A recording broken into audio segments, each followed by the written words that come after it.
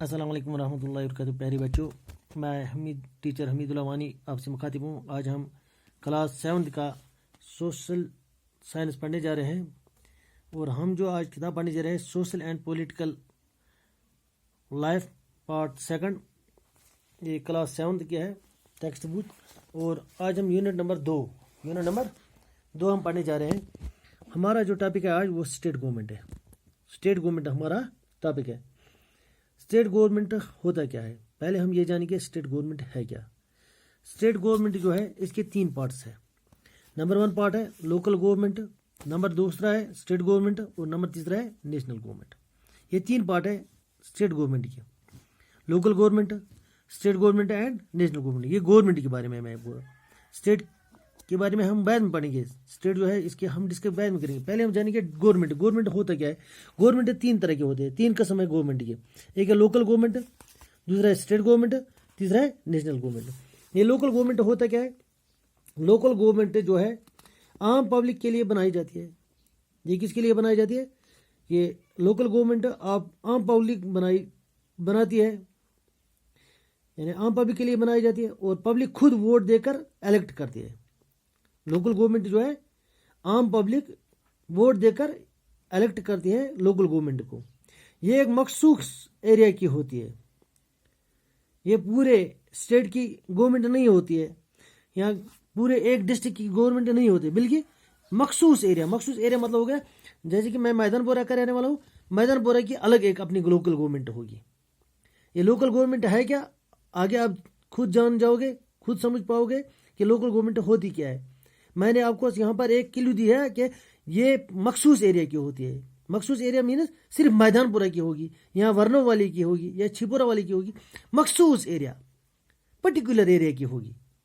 ان کے ساتھ اور عام لوگ جو ہوتے ہیں چاہے وہ چھوٹا ہے چاہے کوئی بوڑھا ہے، چھوٹا ہے کوئی بڑا ہے، امیر ہے کوئی غریب ہے، مرد ہے کوئی زن ہے، یا کوئی بھی عام لوگ. میں نے یہاں پر ورڈ استعمال کیا ہے عام لوگ. میں نے یہ نہیں بولا کہ خاص لوگ، میں نے یہاں پر ذکر کیا ہے کہ عام لوگ. ان کے ساتھ براہ راست ان کے ساتھ ملتے جلتے رہتے ہیں. عام لوگوں کا ملنا جلنا ان کے ساتھ براہ راست ہوتا ہے، چاہے وہ چھوٹا ہے کوئی چاہے بڑا ہے، امیر ہے کوئی غریب ہے، مرد ہے کوئی یا زن ہے. ہر کوئی ان کے ساتھ ملتے رہتے ہیں اور اپنی پرابلمز ان کے ساتھ شیئر کرتے رہتے ہیں. یعنی عام لوگ جو ہے اپنے خیالات کا اظہار ان کے سامنے کرتے ہیں، اپنی پرابلمز ان کے ساتھ شیئر کرتے ہیں. اور لوکل گورنمنٹ ان کی ساری ڈیمانڈیں، سارے جتنے بھی سارے مشکلات ہوں گے گاؤں میں، چاہے وہ کنسٹرکشن کے لحاظ سے ہوں گے چاہے وہ کسی اور لحاظ سے ہوں گے، یعنی ڈیولپمنٹ کے لحاظ سے جتنے بھی کوئی معاملات ہوں گے وہ سارے عام لوگ جو ہے ان کے ساتھ شیئر کرتے ہیں کہ ہمارے علاقے میں بجلی کا فقدان ہے، ہمارے علاقے میں پانی کا فقدان ہے، ہمارے علاقے کے روڈ خستہ ہے. یہ ساری چیزیں جتنے بھی گاؤں میں کسی بھی چیز کی کمی ہوگی وہ سارے پرابلمز عام لوگ ان کے ساتھ شیئر کرتے رہتے ہیں. اور ان کا کام کیا ہے؟ لوکل گورنمنٹ کا کام کیا ہے؟ وہ ان کی ڈیمانڈز جو ہے وہ ہائر اتھارٹیز کے ساتھ ڈسکس کرتے ہیں، ہائر اتھارٹیز تک پہنچاتے ہیں، اور اس طرح لوگوں کے مشکلاتوں کا ازالہ ہوتا ہے. جیسے کہ لوکل گورنمنٹ میں آپ کو میں سمجھاؤں گا. آپ لوکل گورنمنٹ میں ہوتا کون ہے، وہاں کے ملازم کون کون ہے. جیسے کہ عام پبلک یہاں پر ووٹ دے کر اپنا کوئی وارڈ ممبر چنتے ہیں. وارڈ ممبر سے لے کر پھر اس کے بعد ہم سرپنچ چنتے ہیں. یعنی وارڈ ممبر اور سرپنچ، یعنی ہم نے اپنی ایک پنچایت بنائی ہے.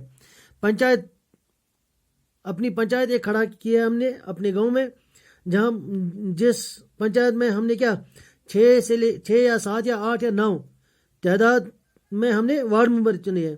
اور وارڈ ممبر چننے کے ساتھ ساتھ ہم نے اپنا ایک الگ سا ایک نمائندہ سرپنچ بھی چنا ہے جو ان کی رہبری کرتا ہے، جو ان کا سرپرست اعلیٰ ہوتا ہے. وارڈ ممبر کا جو سرپرست اعلیٰ ہوتا ہے، جو ہر کسی وارڈ کا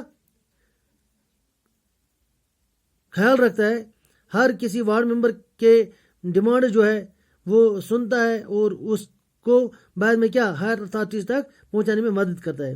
اور اس طرح ہم نے یہاں پر دیکھا ہے یہ لوکل گورنمنٹ میں اور 2 چیزیں ایڈ ہوئی ہے. وہ BDC چیئرمین بھی بنائے گئے ہیں. وہ BDC چیئرمین کا ووٹنگ جو ہے ان کو کس نے الیکٹ کیا ہے؟ سرپنچ حضرات نے وہاں پر ووٹ دے کر BDC ممبر کو چنا ہے. اور اس کے بعد اس سال دوسرا ایک عہدہ ان کے لیے منتخب کیا گیا ہے جس کا نام رکھا گیا D D C candidate. D D C candidate میں بھی کیا بہت سارے لوگوں نے حصہ لیا ہے. اس طرح یہ ان کی ایک فیملی بن گئی ہے.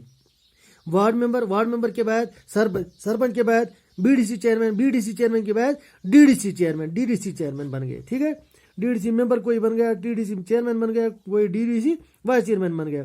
غرض یہ ان کی ایک الگ سی فیملی بن گئی.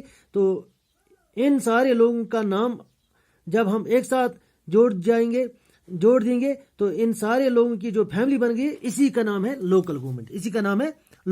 یعنی لوکل گورنمنٹ. اب ہم نے دیکھا لوکل گورنمنٹ میں کیا ہوتا ہے, ایک تو پیپل ہوتے ہیں, لوگ ہوتے ہیں, لوگوں کا براہ راست تعلقات وارڈ ممبر کے ساتھ ہوتا ہے, وارڈ ممبر کا تعلقات براہ راست سرپنچ کے ساتھ ہوتا ہے, سرپنچ کا تعلق براہ راست بی ڈی سی چیئرمین کے ساتھ ہوتا ہے, اور بی ڈی سی چیئرمین کا تعلق براہ راست ڈی ڈی سی چیئرمین کے ساتھ ہوتا ہے, اور ڈی ڈی سی بیت میں ڈی سی کے ساتھ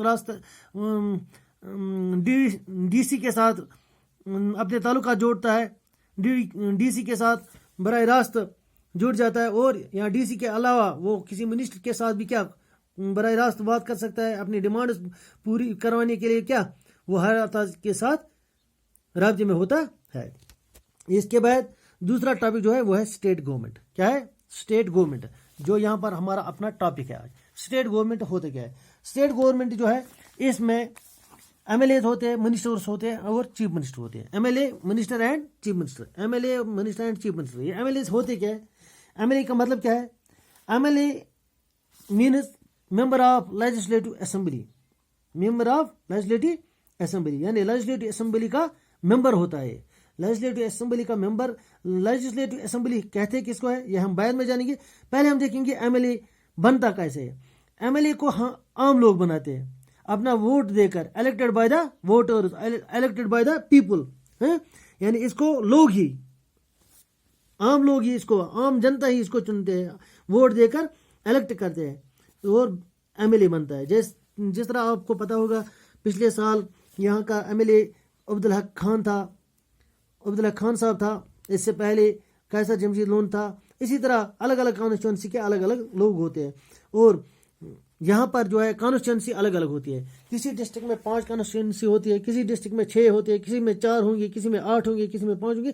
غرض ہر کسی کانسٹیچوئنسی کا ہر کسی ڈسٹرکٹ کے الگ الگ کانسٹیچوئنسی ہوتے ہیں. جیسے کہ اگر ہم دیکھیں گے کپوارے کی بات اگر ہم کریں گے, یہاں پر کل ملا کر 5 کانسٹیچوئنسیز ہیں. کتنے کانسٹیچوئنسی کس کو کہتے ہیں؟ پہلے میں آپ کو کانسٹیچوئنسی سمجھاؤں گا کانسٹیچوئنسی ایریا کتنا ہوتا ہے. جیسے کہ اگر ہم لولاب کی بات کریں گے, لولاب کے ساتھ کلاروس بھی آتا ہے, مچل بھی آتا ہے, ورنو بھی آتا ہے, کھوراما بھی آتا ہے, میدان بورا بھی آتا ہے, گاگل بھی آتا ہے. یہ پورا علاقہ جو ہے یہ کلاروس بھی اسی کے ساتھ ہوتا ہے, مچل بھی ہوتا ہے. اور کپوارہ کا ایک ایریا جس کا نام ہے ہائی ہوما بھی اسی لولاب کانسٹیچوئنسی کا حصہ ہے. یعنی ہائی ہوم, کلاروس, کھمریال, مچل, میدان پورہ, گاگل, چھیپورہ, کلگام, ورنو, کھروما, یہ سارے علاقے جو ہے یہ ایک کانسٹیچوئنسی بنتی ہے. یہ ایک کانسٹیچوئنسی, اس ایک کانسٹیچوئنسی کا ایک الگ سا نمائندہ ہے. یہ سوگام وغیرہ سب کچھ ملا کر سوگام, لال پورہ, دیور, یہ پورا جو ہے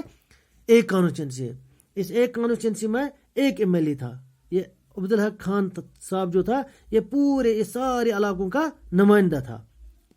اور کپوارہ کی بات اگر ہم کریں گے, کپوارہ ڈسٹرکٹ کی بات اگر ہم کریں گے, کپوارہ ڈسٹرکٹ کے کل ملا کر 5 کانسٹیچوئنسیز ہے. نمبر 1 کانسٹیچوئنسی جو ہے وہ ہے کرنا, جہاں کا ایم ایل اے تھا راجہ منظور. کانسٹیچوئنسی سے کون تھا member of assembly, legislative assembly member کون تھا وہاں کا؟ راجہ منظور. اس کے بعد کپوارہ دوسری کانسٹیچوئنسی تھی کپوارہ, جس کا ایم ایل اے تھا بشیر احمد ڈار صاحب. اس کے بعد لولاب تھی, لولاب کا ایم ایل اے تھا ایڈوکیٹ عبدالحق خان. چوتھی اسمبلی جو ہے وہ ہے ہندوارہ سے جو ایم ایل اے تھا وہ تھا سجاد غنی لون صاحب. اور 5 اسمبلی جو تھی یعنی نمبر 5 والی اسمبلی جو ہے وہ ہے لنگیٹ سے کون تھا ایم ایل اے؟ وہ تھا انجینئر عبدالرشید صاحب تھا. تو اگر ہم دیکھیں گے اسی طرح ہر کسی ڈسٹرکٹ میں یعنی کپوارہ ڈسٹرکٹ کی کل ملا کر کتنی کانسٹیچوئنسی بن گئی 5 کانسٹیچوئنسی بن گئی. اسی طرح الگ الگ ڈسٹرکٹوں کی الگ الگ اسمبلی ہوتی یہ کانسٹیچوئنسی ہوتی ہے. بارہمولہ کانسٹیچوئنسی کی اگر ہم بات کریں گے بارہمولہ ڈسٹرکٹ کی تو وہاں کل ملا کر 6 کانسٹیچوئنسیز ہے یعنی 6 اسمبلی ممبر تھے وہاں کے. بانڈی پورہ کے 4 کانسٹیچوئنسیز ہیں, گاندربل کے 2 ہے, سری نگر کے 8 ہے, بڑگام کے 5 ہے, پلوامہ کے 4 ہے اور شوپین کے 2 ہے, کولگام کے 4, اننت ناگ کے 6, لداخ کے 2, کرگل کے 2. تو اسی طرح جموں کے الگ الگ ڈسٹرکٹ کے الگ الگ کانسٹیچوئنسی ہے. کل ملا کر اگر ہم دیکھیں گے پورے JNK کی کل ملا کر یہاں پر اس وقت 91 MLAs ہے, 91 ممبر آف اسمبلیز ہے. 91 کیسے ہو گئے؟ پہلے تھے 87, پہلے تھا 87 یہاں کے بالکل کیا جو فنکشنل ہے, فنکشنل MLA جو ہے, فنکشنل سیٹیں جو ہے یہاں پر اسمبلی کے جو کل نشستیں ہیں یہاں پر وہ 87 ہے, 87 تھے. اور پچھلے سال یہاں پر 2 نامنیٹڈ سیٹس دیے گئے ہیں, ایک BJP کی جانب سے تھی اور ایک PDP کی جانب سے تھی, وہ 2 بھی ایڈ ہو گئے 89. اور 2 سیٹیں جو ہے وہ مقبوضہ کشمیر جو پاکستان کے زیر قبضہ میں ہے, مقبوضہ کشمیر, وہاں کی 2 سیٹیں جو ہے وہ ریزرو ہے. کل ملا کر 91 سیٹ ہے اور 91 میں سے 87 فنکشنل تھے اور 2 سیٹیں ایڈ ہوئے تھے پچھلے سال, وہ 2 سیٹیں ملا کر کل ملا کر 89 سیٹیں جو ہے یہاں پر اس وقت فنکشنل سیٹیں ہیں. اور MLA جو ہوتے ہیں MLA جب کامیاب ہوتے ہیں, جب ہم ووٹ دیتے ہیں کسی کو MLA بناتے ہیں, MLA ہی بعد میں کیا بنتے ہیں؟ منسٹر بنتے ہیں. اور منسٹر حضرات پھر اپنا کوئی نمائندہ چنتے ہیں, جو پارٹی کا سینئر کارکن ہوگا اس کو وہ ایز چیف منسٹر نامنیٹ کرتے ہیں. جس طرح آپ نے دیکھا ہوگا وہاں پر PDP کی جب حکومت تھی تو مفتی محمد سعید یہاں کا چیف منسٹر تھا. جب اس کی ڈیتھ ہوئی پھر کشمکش لگ گئی کہ اب چیف منسٹر اب نیا کون بنے گا. کوئی کہہ رہا تھا کیا الطاف بخاری بن جائے گا, کوئی کہتا تھا نہیں مظفر حسین بیگ صاحب بن جائے گا کیونکہ وہ بھی سینئر پارٹی لیڈر تھا. تو لیکن باتفاق رائے سارے ممبر آف لیجسلیٹو اسمبلی جو تھے PDP کے, ان سارے حضراتوں نے کیا مکمل طور پر ایک مشورہ لیا, ایک باتفاق رائے انہوں نے ایک مشورہ طے کیا ہے جس میں انہوں نے اپنا نیا نمائندہ جو انہوں نے چنا ہے وہ کون چنا؟ انہوں نے محبوبہ مفتی, یعنی محبوبہ مفتی کو انہوں نے منسٹر بنایا. لیکن یہ منسٹرز بنانا یا چیف منسٹر بنانا یہ گورنر کے مشورے کے بغیر نہیں بن سکتے ہیں, یعنی چیف منسٹر بنانا ہوگا یا منسٹر بنانے ہوں گے. تو اس کے لیے ضروری ہے ان کو کیا گورنر کی بھی رائے لینی پڑتی ہے, گورنر کے سامنے ان کو میمورنڈم پیش کرنا پڑتا ہے, تب جا کے وہ کوئی منسٹر بنا سکتا ہے, کوئی چیف منسٹر بنا سکتا ہے. منسٹر جو ہے منسٹر ریپرزینٹ کرتے ہیں پورے اسٹیٹ کا, اور جو MLA ہوتا ہے MLA صرف کانسٹیچوئنسی کو ریپرزینٹ کرتا ہے, صرف ایک کانسٹیچوئنسی کو ریپرزینٹ کرتا ہے. اور بعد میں وہی MLA منسٹر بنتے ہیں. جس طرح حق صاحب پہلے MLA تھا, بعد میں PDP کی جانب سے اس کو ایک منسٹر کا عہدہ بھی دیا گیا, منسٹر بنایا گیا. تو منسٹر وہ صرف مخصوص لولاب کانسٹیچوئنسی کا نہیں تھا بلکہ پورے اسٹیٹ کا منسٹر بن گیا, پورے اسٹیٹ کا منسٹر بن گیا. اس طرح یہ کل ملا کر جتنے بھی لوگ اس میں شامل ہیں, میں MLA تھے یا منسٹر, جتنے بھی سارے منسٹرز ہیں 87 منسٹرز ہوتے ہیں. 87 میں سے مثال 44 انہوں نے لیا تھا سیٹیں, وہ 44 منسٹر جو تھے چیف منسٹر جو ہے یہ سارے کے سارے یہاں کوئی اپوزیشن لیڈر ہوتا ہے یا کوئی رولنگ لیڈر ہوگا. رولنگ لیڈر اس کو کہتے ہیں جنہوں نے ووٹ جیت کر اپنی حکومت بنائی ہے, ان کو کہتے ہیں رولنگ پارٹی یعنی رولنگ منسٹرز. اور جنہوں نے اکثریت مطلب ٹھیک تعداد میں انہوں نے ووٹ لیے ہے, 20 سیٹیں انہوں نے حاصل کیا ہے یا 25 سیٹیں حاصل کی ہوں گی, لیکن پھر بھی وہ حکومت نہ بنا پائے. اس کے برعکس وہ مطلب زیادہ سیٹیں حاصل کرنے کے بعد وہ حکومت نہ بنا پائی کیونکہ اس سے زیادہ اب وہ دوسری پارٹی جو ہے مثال PDP نے پچھلے سال 44 سیٹس لیے تھے اور نیشنل کانفرنس جو ہے ان نے 22 سیٹس لیے ہے. تو TB کی یہاں پر حکومت بن گئی اور نیشنل جو ہے وہ اپوزیشن میں رہ گئے, چاہے وہ نیشنل ہوں گے, کانگریس ہوگی یا آزاد امیدوار ہوں گے, جو کوئی بھی پارٹی ورکرز ہوگے, جو بھی کوئی پارٹی یہاں پر کشمیر میں چل رہی ہے, جموں کشمیر میں چل رہی ہے, جنہوں نے الیکشن میں حصہ لیا, ان سارے لوگوں کو کہتے ہیں اپوزیشن لیڈرز. جو حکومت نہیں بنا پائے ان کو کہتے ہیں اپوزیشن لیڈرز. اور جنہوں نے حکومت بنائی ہے، حکومت بنانے میں جنہوں نے کیا سبقت حاصل کر لی ہے، کامیابی حاصل کر لی ہے، ان کو کہتے ہیں رولنگ پارٹی. یہ تھا اسٹیٹ گورنمنٹ. کل ہم انشاءاللہ نیکسٹ ٹاپک پڑھیں گے. دیجیے اجازت. خدا حافظ. السلام علیکم.